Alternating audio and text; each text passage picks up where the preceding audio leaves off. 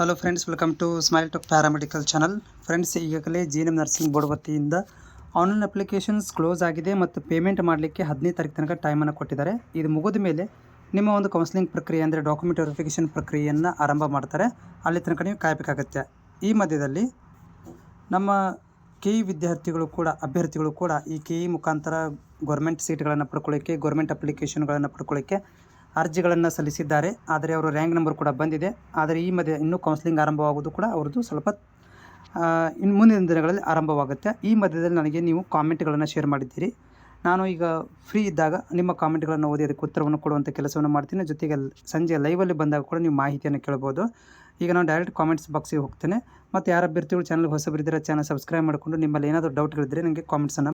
ಇಲ್ಲಿ ನಮ್ಮ ಅಭ್ಯರ್ಥಿ ಕಾಮೆಂಟ್ ಕೇಳಿರುವಂಥದ್ದು, hi sir, BS nursing application ಯಾವಾಗ ಸ್ಟಾರ್ಟ್ ಆಗುತ್ತೆ? ನೋಡಿ, BS ನರ್ಸಿಂಗ್ ಅಪ್ಲಿಕೇಶನ್ ಸ್ಟಾರ್ಟ್ ಆಗೋದಿಲ್ಲ. ಯಾರು KCET ರ್ಯಾಂಕ್ಗಳನ್ನು ಪಡ್ಕೊಂಡಿರ್ತಾರೆ ಅವರುಗಳಿಗೆ ಮಾತ್ರ ಕೌನ್ಸಿಲಿಂಗ್ ಪ್ರಕ್ರಿಯೆಗೆ ಒಳಗಡೆ ಅಂದರೆ ಕೌನ್ಸಿಲಿಂಗ್ ಪ್ರಕ್ರಿಯೆಗೆ ಹಾಜರಾಗಬೇಕಾಗುತ್ತೆ. ಕೌನ್ಸಿಲಿಂಗ್ ಪ್ರಕ್ರಿಯೆ ಅಂದ್ರೇನು? ಈಗ ನೆಕ್ಸ್ಟ್ ಏನು ಮಾಡ್ತಾರೆ ಅಂದರೆ KCET ರ್ಯಾಂಕ್ ಸಿಕ್ಕವರಿಗೆ ಆಪ್ಷನ್ ಎಂಟ್ರಿಗಳನ್ನು ಕೊಡ್ತಾರೆ. ಸೊ ಆಪ್ಷನ್ ಎಂಟ್ರಿ ಅಂದ್ರೇನು? ಕಾಲೇಜ್ಗಳನ್ನು ಆಯ್ಕೆ ಮಾಡ್ಕೊಳ್ಳೋಕ್ಕೆ ಲಿಂಕನ್ನು ಕೊಡ್ತಾರೆ. ಸೊ ಹೀಗಾಗಿ ಅಪ್ಲಿಕೇಶನ್ಗಳನ್ನು ಮತ್ತೆ ಬಿಡೋಂಗಿಲ್ಲ. ಆಪ್ಷನ್ ಎಂಟ್ರಿ ಲಿಂಕ್ ಅಂತ ಕೊಡ್ತಾರೆ. ಕಾಲೇಜುಗಳನ್ನು ಸೇರಿಸಲಿಕ್ಕೆ ಒಂದು ಲಿಂಕನ್ನು ಕೊಡ್ತಾರೆ. ಕೌನ್ಸಿಲಿಂಗ್ ಪ್ರಕ್ರಿಯೆನ ಆರಂಭ ಮಾಡ್ತಾರೆ. BS nursing radiology government application form ಕಬ್ ಸ್ಟಾರ್ಟ್ ಹೋಗ. ಸೊ ಇವ್ರದ್ದು ರೇಡಿಯೋಲಜಿ ಗೌರ್ಮೆಂಟ್ ಅಪ್ಲಿಕೇಶನ್ ಬಗ್ಗೆ ಕೇಳ್ತಾ ಇದ್ದಾರೆ. PUC ಮೇಲೆ ಆಗಿದ್ದರೆ KCET ಥ್ರೂ ಹೋಗಬೇಕು. ನೀವು ಲ್ಯಾಟ್ರ್ ಎಂಟ್ರಿ ಆಗಿದ್ದರೆ ನಿಮಗೆ ಇನ್ನೂ ಆಗಸ್ಟ್ ಸೆಪ್ಟೆಂಬರ್ ತನಕ ಕಾಯಬೇಕಾಗುತ್ತೆ. ಸರ್, ನಾನು ಅಪ್ಲಿಕೇಶನ್ ಹಾಕಿ 1 ಮಂತ್ ಆಗಿದೆ. ಕೌನ್ಸಿಲಿಂಗ್ ಯಾವಾಗ? ನಮಗೆ ವೇಟ್ ಮಾಡಬೇಕು, ಆಗಲ್ಲ. ಡಿಗ್ರಿ ಅಡ್ಮಿಷನ್ ಆದರೂ ಆಗ್ತೀವಿ. ಓಕೆ, GNM ಬಗ್ಗೆ ಕೇಳ್ತಾ ಇದ್ದಾರೆ. ನೋಡಿರಿ, ಪ್ರತಿ ವರ್ಷ ಕೂಡ GNMದವ್ರದ್ದು ಜೂನ್ ಜುಲೈ ಮಂತಲ್ಲಿ ಅಪ್ಲಿಕೇಶನ್ ಬಿಡ್ತಾಯಿದ್ರು. ಈ ವರ್ಷ ಬೇಗ ಬಿಟ್ಟಿದ್ದಾರೆ. ನಿಮ್ಮ ಪುಣ್ಯ, ಹೌದ್ರಿ? ಹೀಗಾಗಿ ನೀವು ಅಪ್ಲಿಕೇಶನ್ಗೆ ಆಲ್ರೆಡಿ ಹಾಕಿದಿರಿ. ಸೊ ಒಂದು ಕಾಲೇಜ್ ಸ್ಟಾರ್ಟ್ ಆಗೋದು ನಮ್ಮ GNM ನರ್ಸಿಂಗು ಸೆಪ್ಟೆಂಬರ್ ಮಂತ್ ತನಕ. ಸೆಪ್ಟೆಂಬರ್ ಮಂತಿಂದ ಸ್ಟಾರ್ಟ್ ಆಗುತ್ತೆ. ಇವಾಗ ಎಲ್ಲನೂ ಅಡ್ಮಿಷನ್ ತೊಗೊಂಡು ಏನು ಮಾಡಬೇಕು? 2 ತಿಂಗಳ ಮೊದಲೇ. ಹೀಗಾಗಿ ಕೌನ್ಸಿಲಿಂಗ್ ಪ್ರಕ್ರಿಯೆ ಏನಾಗುತ್ತೆ? ಮುಂದಿನ ತಿಂಗಳು ಸ್ಟಾರ್ಟ್ ಆಗುತ್ತೆ. ಈಗ ಇನ್ನೂ ಅಪ್ಲಿಕೇಶನ್ ಕ್ಲೋಸ್ ಆಗಿದೆ, ಬಟ್ ಪೇಮೆಂಟ್ ಮಾಡಲಿಕ್ಕೆ 15 ತಾರೀಕು ತನಕ ಕೊಟ್ಟಿದ್ದಾರೆ. ನೆಕ್ಸ್ಟ್ ಮಂತಿಂದ ನಿಮ್ಗೆ ಏನಾಗುತ್ತೆ? ಆನ್ಲೈನ್ ಡಾಕ್ಯುಮೆಂಟ್ ವೆರಿಫಿಕೇಷನು ಕೌನ್ಸಿಲಿಂಗ್ ಪ್ರಕ್ರಿಯೆ ಆಗಬೇಕಂತಂದರೆ ಮುಂದಿನ ತಿಂಗಳು ಸ್ಟಾರ್ಟ್ ಆಗುತ್ತೆ. ಅದು ಡೇಟು ಕನ್ಫರ್ಮ್ ಹೇಳಿಲ್ಲ ಇನ್ನೂವರೆಗೆ, ನೀವು ಕಾಯಬೇಕಾಗುತ್ತೆ. Sir, I have scored 86,830 in BSc AHS GAT Cardiac Technology Government College in Mysore. So in Mysore it is a difficulty to get because only one college in Mysore. You 100% you get a government college in anywhere in Karnataka. You choose anywhere in Karnataka government colleges, then you get. Otherwise you get in Mysore only in private colleges. Okay, so 86,800 means you get a private college in Mysore, but you want only government college in anywhere in Karnataka, you get a government college. Sir, my rank is 86,771 English medium rural Kannada 3 category. BSc first round ಸಿಗುತ್ತಾ? First ರೌಂಡಲ್ಲಿ ನಿಮಗೆ 3 categoryಗೆ first ರೌಂಡಲ್ಲಿ ಸಿಗುತ್ತೆ. But ನಿಮಗೆ ಜಾಸ್ತಿ ಕಾಲೇಜುಗಳನ್ನ ಆಯ್ಕೆ ಮಾಡ್ಕೊಂಡ್ರೆ ಪಕ್ಕ ನಿಮ್ಗೆ first ರೌಂಡಲ್ಲಿ seat ಸಿಗುತ್ತೆ. ಬಟ್ GG ಒಳಗಡೆ ಸೆಲೆಕ್ಟ್ ಮಾಡ್ಕೊರಿ, ಅಂದರೆ 10,000 ಫೀಸಲ್ಲಿ ಸೀಟ್ ಸಿಗುತ್ತೆ ನಿಮಗೆ. So second PUC paramedical application date ಯಾವಾಗ ಬಿಡ್ತಾರೆ? ನೋಡಿರಿ, ಇನ್ನೂ ಕೇಸ್ ನಡೀತಾ ಇದೆ. ಅದ್ರ ಬಗ್ಗೆ ನಾನು ಸಪ್ರೇಟಾಗಿ ಮಾತಾಡ್ತೀನಿ. ಪ್ಯಾರಾಮೆಡಿಕಲ್ ಇನ್ನೂ ತುಂಬ ಪ್ರಾಬ್ಲಮ್ ಇದೆ. ಅದರ ಬಗ್ಗೆ ಏನು ಈಗ ಮಾತಾಡೋಕ್ಕೆ ಹೋಗೋದಿಲ್ಲ. ಸರ್, ನಮ್ಮ ರ್ಯಾಂಕ್ 948 ಇದೆ. ನನಗೆ ಪ್ರೀ ರೌಂಡಿಗೆ ಸೀಟ್ ಸಿಗುತ್ತಾ ಅಥವಾ ಡಿಯರ್ ಅಂಬೇಡ್ಕರ್ ಕಾಲೇಜಲ್ಲಿ? ನೋಡಿರಿ, ಪ್ರೀ ರೌಂಡ್ ಅಂದರೆ ಏನದು? ಓಕೆ, ಈ ವರ್ಷ ಹೊಸದಾಗಿ ಮಾಡ್ತಾಯಿದ್ದಾರೆ ಒಂದು ರೌಂಡನ್ನು. ಪ್ರೀ ರೌಂಡ್ ಅಂತಂದರೆ ಯಾವ ರೌಂಡು? ನೀವು ಇಲ್ಲಿ ನನಗೆ ಇದನ್ನು ಹೇಳೋಂಗಿಲ್ಲ. ಯಾವುದಂತಂದರೆ ಈಗ ಇಂಜಿನಿಯರಿಂಗ್ ಲೆವೆಲದ್ದು ಬಂದು ಹೇಳೋಂಗಿಲ್ಲ ಇಲ್ಲಿ. ಅದು ಇಂಜಿನಿಯರ್ದು ಲೆವೆಲಲ್ಲಿ ಎಲ್ಲನೂ ಡಿಸ್ಕಷನ್ ಆಗ್ತಿರುತ್ತೆ. ಅದನ್ನು ತೊಗೊಂಬಂದು ನಮ್ಮ ಮೆಡಿಕಲಲ್ಲಿ ಬಂದು ಸೇರಿಸೋಂಗಿಲ್ಲ. ಪ್ರೀ ರೌಂಡು, ಆ ರೌಂಡು ಅಂಥೇಳಿ. ನಮ್ಮಲ್ಲಿ ರೌಂಡು 1ನೇ ರೌಂಡು, 2ನೇ ರೌಂಡು, 3ನೇ ರೌಂಡು ಮತ್ತು ಎಕ್ಸ್ಟೆಂಡೆಡ್ ರೌಂಡ್ ಅಂತ ಮಾಡ್ತಾರೆ. ಇದಷ್ಟೇ ಗೊತ್ತು ನನಗೆ. ಪ್ರೀ ರೌಂಡ್ ಅನ್ನೋದನ್ನು ನೀವು ಎಲ್ಲಿ ಕೇಳಿರ್ತೀರ ಅಲ್ಲೇ ಕೇಳ್ಕೊರಿ ಈ ಕ್ವಶನನ್ನು. ಬಟ್ ಈ 93,000ಗೆ ನಿಮಗೆ ಅಂಬೇಡ್ಕರ್ ಕಾಲೇಜಲ್ಲಿ, ಅಂಬೇಡ್ಕರ್ ಬಗ್ಗೆ ನಂಗೆ ಗೊತ್ತಿಲ್ಲ ಯಾವ ಅದು ಕಾಲೇಜಲ್ಲಿದೆ ಅಂತೇಳಿ, ಅಂಬೇಡ್ಕರ್ ಕಾಲೇಜು. ಬಟ್ ನಿಮಗೆ ಸೀಟ್ ಸಿಗುತ್ತೆ, ಪಕ್ಕ ಗೌರ್ಮೆಂಟ್ ಸೀಟ್ ಸಿಗುತ್ತೆ. ಆಮೇಲೆ ನೀವು ಯಾವ ಕೋರ್ಸ್ ಅಂತ ಇಲ್ಲಿ ನೀವು ಹೇಳಿಲ್ಲ. ಇಲ್ಲಿ ನೀವು ಮೇ ಬಿ AHS ಬಗ್ಗೆ ಕೇಳಕೊಂತೀರೋ ಅಥವಾ BS ನರ್ಸಿಂಗ್ ಕೇಳ್ತಾ ಇದ್ದರೆ ಸೀಟ್ ಸಿಗುತ್ತೆ ಪ್ರೈವೇಟ್ ಕಾಲೇಜಲ್ಲಿ, ಪಕ್ಕ ಸಿಗುತ್ತೆ. ಹಾಗಾದರೆ ಆಲ್ರೆಡಿ ಮುಗಿದಿರೋರಿಗೆ ಅಪ್ಲಿಕೇಶನ್ ಹಾಕ್ಬೋದಾ? ಇವರು ಏನೋ ಒಂದು ಕೇಳ್ತಾರೆ GNM ಅಪ್ಲಿಕೇಶನ್ ಬಗ್ಗೆ. So 1,94,000 BSc seats 2A ಕ್ಯಾಟಗರಿಗೆ. 1,94,000ಗೆ ನಿಮಗೂ ಎಕ್ಸ್ಟೆಂಡ್ ರೋಡ್ ತನಕ ಕಾಯಬೇಕು. ಅಂದರೆ ನೀವು first round second round expectation ಮಾಡೋ ಹಾಗಿಲ್ಲ. ನೀವು ಹಾಗೇನೋ ಮಾಡಬೇಕಂದ್ರೆ ಭಾಳ ಕಾಲೇಜ್ಗಳನ್ನ ಆ್ಯಡ್ ಮಾಡ್ಕೋಬೇಕು. 1,50,000 ಮೇಲೆ ಇದ್ದವ್ರದ್ದು ಒಂದು 150-200 ಕಾಲೇಜ್ಗಳನ್ನ ಆಯ್ಕೆ ಮಾಡ್ಕೊಂಡು ಸೀಟ್ ಸಿಗುತ್ತೆ. KCET ಎಕ್ಸಾಮ್ ಅಟೆಂಡ್ ಮಾಡಿದ ಬಟ್ ರ್ಯಾಂಕಿಂಗ್ ಭಾಳ ಬಂದಿರಿ. ಅರ್ಥ ಆಗಲಿಲ್ಲ ಇದು. ನಿಮ್ಮ ರ್ಯಾಂಕ್ ಬಂದಿದೆ ಅದನ್ನು ಮೆನ್ಷನ್ ಮಾಡಿ. ನಂದು 81 ಮಾರ್ಕ್ಸ್ ಬಂದಿದೆ. GNM ಸೀಟ್ ಸಿಗುತ್ತಾ? ಸಿಗುತ್ತೆ.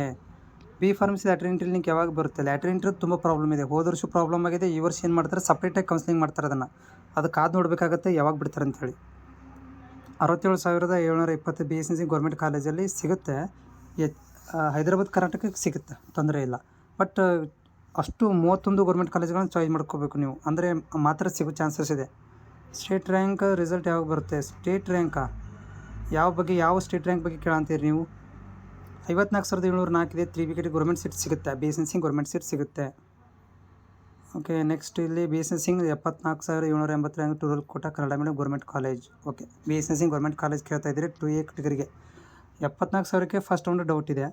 But second round, third round, fourth round ಹೋದರೆ ಸಿಗುತ್ತೆ. ಬಟ್ ನಿಮಗೆ ಅರ್ಜೆಂಟ್ ಇದ್ದರೆ ನೀವು ಪ್ರೈವೇಟ್ ಕಾಲೇಜ್ಗಳನ್ನು ಕೂಡ GG ಒಳಗಡೆ ಸೆಲೆಕ್ಟ್ ಮಾಡ್ಕೊಳ್ಳಿ. ಅಂದರೆ ಗೌರ್ಮೆಂಟ್ ಸೀಟಿನ ಪ್ರೈವೇಟ್ ಕಾಲೇಜಲ್ಲಿ 10,000 ರೂಪಾಯಿ ಫೀಸ್ ಇದೆ. ಅದನ್ನು ಚಾಯ್ಸ್ ಮಾಡ್ಕೊಂಡ್ರೆ ಸೀಟ್ ಸಿಗುತ್ತೆ ನಿಮಗೆ. ಫೈನಲ್ ಇಯರ್ ಕೋರ್ಸ್ ಮುಗಿದಿದ್ರೆ ಸರ್ಟಿಫಿಕೇಟ್ ಯಾವ ಬರುತ್ತೆ? ಮುಂದಿನ ತಿಂಗಳಿಂದ ಸ್ಟಾರ್ಟ್ ಆಗುತ್ತೆ. ನಮ್ಮ ಪ್ಯಾರಾಮೆಡಿಕಲ್ GNM ನರ್ಸಿಂಗ್ದು 1,60,000ಕ್ಕೆ ಗೌರ್ಮೆಂಟ್ ಕಾಲೇಜಲ್ಲಿ ಡೌಟ್ ಸಿಗೋದು. BPT ಸಿಗೋದಿಲ್ಲ ರೀ 1,60,000ಕ್ಕೆ. ಪ್ರೈವೇಟ್ ಕಾಲೇಜಲ್ಲಿ ಸಿಗುತ್ತೆ. KU ವೆಬ್ಸೈಟಲ್ಲಿ previous year cut off seat matrix check ಮಾಡೋದು ಹೇಗೆ ನೋಡಿರಿ. ಚೆಕ್ ಮಾಡೋದಂದ್ರೆ ಪ್ರಿವಿಯಸ್ ಇಯರ್ ಕಟ್ ಆಫ್ ಮಾಡೋದು ಹೆಂಗೆ ಅಂತಂದರೆ ತೋರಿಸ್ತೀನಿ ನೋಡಿ. ಇದು ವೆಬ್ಸೈಟ್ ಇದೆ. ಇಲ್ಲಿ 3 ಡಾಟ್ ಕಾಣಿಸ್ತದೆ. ಇಲ್ಲಿ ಕ್ಲಿಕ್ ಮಾಡ್ಕೋಬೇಕು ಮೇಲ್ಭಾಗದಲ್ಲಿ. ಇಲ್ಲಿ ನಿಮಗೆ ಪ್ರಿವಿಯಸ್ ಇಯರ್ ಅಂತ ಕಾಣಿಸುತ್ತೆ. ಇದರಲ್ಲಿ ಹೋದ್ಮೇಲೆ UGCET ಕ್ಲಿಕ್ ಮಾಡಿದರೆ ಇದರಲ್ಲಿ ನೀವು ಹುಡುಕಬೇಕಾಗತ್ತೆ. ಇದರಲ್ಲಿ ಇದೆ ನಿಮಗೆ, ಇದರಲ್ಲಿ ಕಾಣಿಸುತ್ತೆ.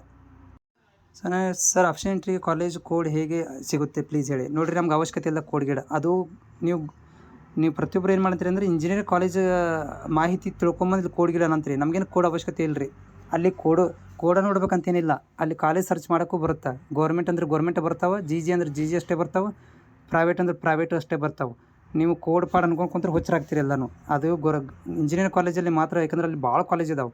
ಅವ್ರು ಹುಡುಕಾಕೋದಿಲ್ಲ ಅಂತೇಳಿ ಕೋಡ್ ಅಂತಾರೆ. ನಮ್ಗೆ ಕೋಡ್ ಅವಶ್ಯಕತೆ ಇಲ್ಲ, ಯಾಕಂದ್ರೆ ನಮ್ಗೆ ಕಡಿಮೆ ಕಾಲೇಜ್ ಇದಾವೆ ಗೌರ್ಮೆಂಟ್ ಕಾಲೇಜಸ್.